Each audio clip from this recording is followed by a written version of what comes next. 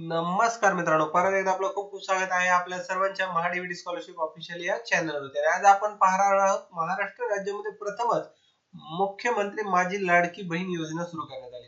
तर मी याच्या संदर्भात त्याला लागणारे कागदपत्र कुठले आणि त्याला 1500 रुपयाची दर महिन्याला महिलांसाठी आणि मुलीसाठी मिळणार आहे. त्यासाठी कुठल्या स्टेप्स फॉलो करायचे, कुठले कागदपत्र द्यायचे, म्हणजे आपल्याकडे होणाऱ्या चूक आपल्याकडे होऊ नये किंवा तारीख चालू होण्याच्या अगोदर आपल्याकडे ते कागद उपलब्ध असणं गरजेचं आहे. तर त्याला याच्यासाठी सर्वप्रथम मित्रांनो आपण महाडीबीटी स्कॉलरशिप ऑफिशियल या चॅनलवरती नवीन असाल, अद्याप या चॅनलला सबस्क्राईब केलं नसेल, सर्वप्रथम या चॅनलला सबस्क्राईब करून घ्या आणि बेलच्या आयकॉनला हिट करा. यामुळे नवीन येणाऱ्या योजना, गव्हर्नमेंटच्या स्कीम्स आणि स्कॉलरशिप आणि बरंच काही हे पाहण्यासाठी तुम्ही या चॅनलला जोडले जाऊ शकतात. तर चला विदाउट वेळ वाया घालवता चालू करायचा आजचा आपला टॉपिक. फर्स्ट ऑफ ऑल तुम्ही पाहू शकता की ही जी योजना आहे याची तारीख, याचं डिपार्टमेंट आणि याची ऑफिशियल माहिती ही त्यांच्या महाराष्ट्र शासनाच्या जीआर च्या वेबसाईट वरती उपलब्ध आहे. त्याची आपण ही पीडीएफ ओपन केली.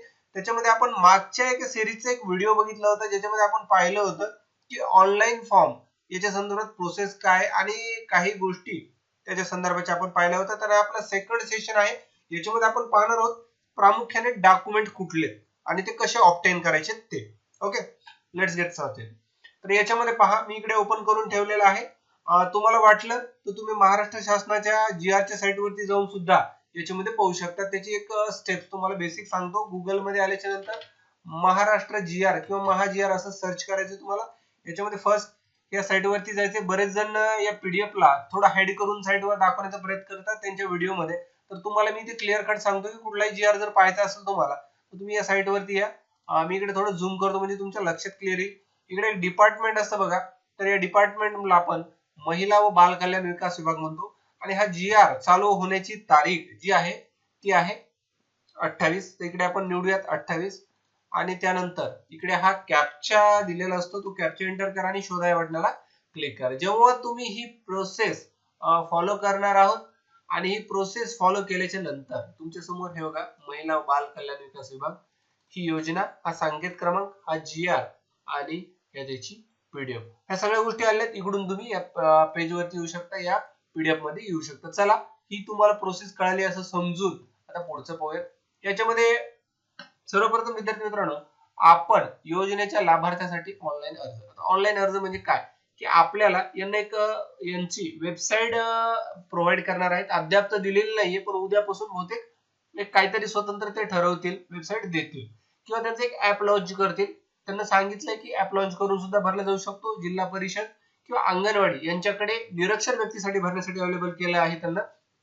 आणि ऍज वेल ऍज तुम्ही सीएससी सेंटर, महा सेवा केंद्र आणि online net cafe, cyber cafe यांच्याकडे पण उपलब्ध आहे. त्यांच्याकडे जाऊन तुम्हाला फर्स्ट म्हणजे ऑनलाईन अर्ज भरायचा आहे. सेकंड, लाभार्थ्याचा आधार कार्ड. आता एव्हरी पर्सन कडे त्याचं स्वतःचं आधार कार्ड आहे, ते आपल्याला द्यायचंय. आधार कार्ड वरती पहा, यांना इथं सांगितलं नाही पण मी तुम्हाला मेन्शन करू इच्छितो की आधार, पॅन, बँक पासबुक याचं नाव सेम ठेवा. म्हणजे डीबीटीचे जे पैसे येतात त्याला तुम्हाला अडचण यायला नको, तुमचे पैसे क्लिअर कट तुमच्या अकाउंट मध्ये यायला हवेत. ओके, त्याच्यानंतर त्यांना इथं पाया एक आणखी सांगितलंय थर्ड नंबरचं, महाराष्ट्र राज्याचे अधिवास प्रमाणपत्र ऑब्लिक महाराष्ट्र राज्यातील जन्म दाखला.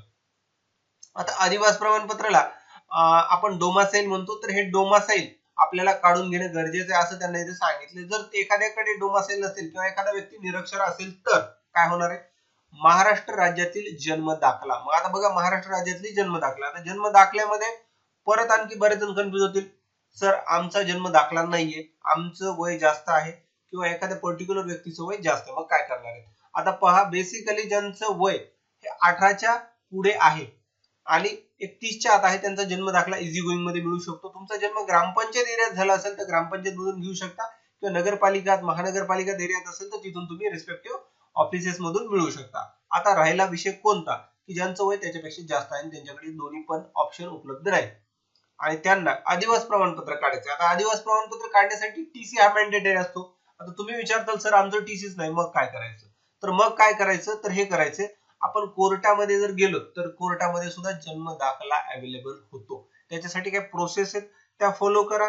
तुम्ही कोर्टामध्ये जाऊन रिस्पेक्टिव्ह डिपार्टमेंट मध्ये रिस्पेक्टिव्ह व्यक्तीशी विचारा, ते तुम्हाला त्याची माहिती देतील. आणि जर तुम्हाला या संदर्भात डिटेल्ड व्हिडिओ पाहिजे किंवा ते कसं ऑब्टेन करायचे कोणते त्याला डॉक्युमेंट लागतात, किती पैसे लागतात, तुम्ही मला कमेंट करून सांगा, मी त्याच्यावर पण स्वतंत्र व्हिडिओ बनवण्याचा प्रयत्न करेन. चला नेक्स्ट डॉक्युमेंट आहे समक्ष प्राधिकारी यांनी दिलेला कुटुंब प्रमुखाचा उत्पन्न दाखला. वार्षिक उत्पन्न 2.5 लाखापर्यंत असणं अनिवार्य आहे. आता बघा, आपल्याला उत्पन्नाचा दाखला काढायचा जो तहसीलदार यांच्याकडे, समक्ष प्राधिकारी जरी दिले असतील त्यांना, तर आपल्याला माही सेवा केंद्र किंवा आपले सरकार केंद्र यांच्याकडून उत्पन्नाचा दाखला काढायचा, ज्याची लिमिट 2.5 लाखापर्यंत असणं गरजेचं आहे. त्याच्यापेक्षा जास्त असणारे लोक एलिजिबल नाहीत. आणि मिनिमम म्हणजे काय की जे 30, 40, 50 हजारापासून स्टार्ट जे उत्पन्न होते तिथून पुढे किती उत्पन्न असलं 2.5 लाखापर्यंत ते माणसं यासाठी एलिजिबल आहेत. आता नेक्स्ट काय, बँक खाते पासबुकाच्या पहिल्या पानाची छायांकित प्रत. आता बघा, पासबुक देताना बऱ्याच बँक आहेत, प्रायव्हेट सेक्टर बँकची गोष्ट करतो मी, ज्यांच्यावरती फोटो चिटकवलेला नसतो, स्टॅम्प वगैरे नसतो, किंवा त्या बँकेची सगळी डिटेल त्याच्यावरती नसते. असे पासबुक जोडू नका, असे पासबुक देऊ नका. किंवा जर द्यायचे असतील त्याच्यावर प्रॉपर फोटो चिटकवा, मॅनेजरचा स्टॅम्प, सिग्नेचर घ्या आणि पासबुक रेडी नवीन ठेवा, ज्याच्यामुळे पैसे येण्यासाठी अडचण येऊ नये. ह्या प्रोसेस तुम्हाला मस्ट फॉलो करायचे मित्रांनो. त्यानंतर नेक्स्ट आहे पासपोर्ट आकारचा फोटो. आता पासपोर्ट साइज एक फोटो ठेवा, हा मॅन्डेटरी आहे, सगळ्याकडे असतो, नसेल तर तुम्ही तुमच्या तुमच्या फोटोग्राफर कडून हा तुम्ही ऑब्टेन करू शकता. त्यानंतर आहे राशन कार्ड. आता राशन कार्ड मध्ये दोन प्रॉब्लेम आहेत. बऱ्याच जणांकडे राशन कार्ड नसतं, त्यांना काय करायचं, आणि ज्यांच्याकडे आहे त्यांना काय करायचं. ज्यांच्याकडे राशन कार्ड आहे, राशन मध्ये 3 प्रकार असतात बघा, केशरी असतो, व्हाईट असतो आणि पिवळा असतो, सगळ्यांना माहिती. त्याच्यामध्ये व्हाईट वाल्यांसाठी ही योजना नाही. व्हाईट वाले कोण, इन्कम टॅक्स रिटर्न भरणारे, ज्यांचं इन्कम टॅक्स रिटर्न भरतात ते व्यक्ती, त्याचबरोबर पुन्हा आपण काय म्हणू, गव्हर्नमेंट सर्वंट, जे गव्हर्नमेंट ऑफिस मध्ये काम करतात तेही व्यक्ती यासाठी पात्र नाही. मग जे बीपीएल असतात आणि एपीएल, बीपीएल म्हणजे बिलो पॉवर्टी लेवल, एपीएल म्हणजे अबोव पॉवर्टी लेवल, जे पिवळे आणि केशरी आहेत ते या योजनेसाठी पात्र आहेत. आता एखाद्याकडे राशन कार्ड नसेल तर त्यांना राशनला ऑनलाईन ऍप्लिकेशन करायचे आणि त्या राशनचा एक सर्टिफिकेट फॉर्मॅट भेटतो, तो फॉर्मॅट बनवून घ्यायचा कम्प्युटर मध्ये आणि त्याच्यावरती तहसीलदार यांचा सही शिक्का करायची. ही प्रोसेस कधी करायची, जेव्हा तुमच्याकडे राशन कार्ड नसेल तेव्हा. ओके. आणि लास्ट बट नॉट लिस्ट, हे डॉक्युमेंट दिले सदर योजनेमध्ये अटी शर्तीचे पालन करण्याबाबतचे हमीपत्र.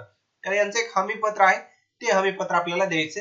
तर एवढ्या सगळ्या गोष्टीचे कागदपत्र या योजनेसाठी लागत होते, त्याची पूर्ण डिटेल्स मी तुम्हाला दिली. मला असं वाटतं, आय होप की हा व्हिडिओ तुमच्या कामाचा आहे आणि तुमच्या कामाच्या असणाऱ्या व्यक्तीसाठी तुम्ही याला फॉरवर्ड करू शकता, त्यांना मदत करू शकता. जास्तीत जास्त व्हिडिओला शेअर करा, व्हिडिओ आवडला असल्यास लाईक करा, आणखी काय अडचणी असल्यास कमेंट करा आणि येणारा व्हिडिओ पाहण्यासाठी चॅनलला सबस्क्राईब करा. तुमचा मौल्यवान वेळ दिल्याबद्दल धन्यवाद मित्रांनो. भेटूया नवीन एका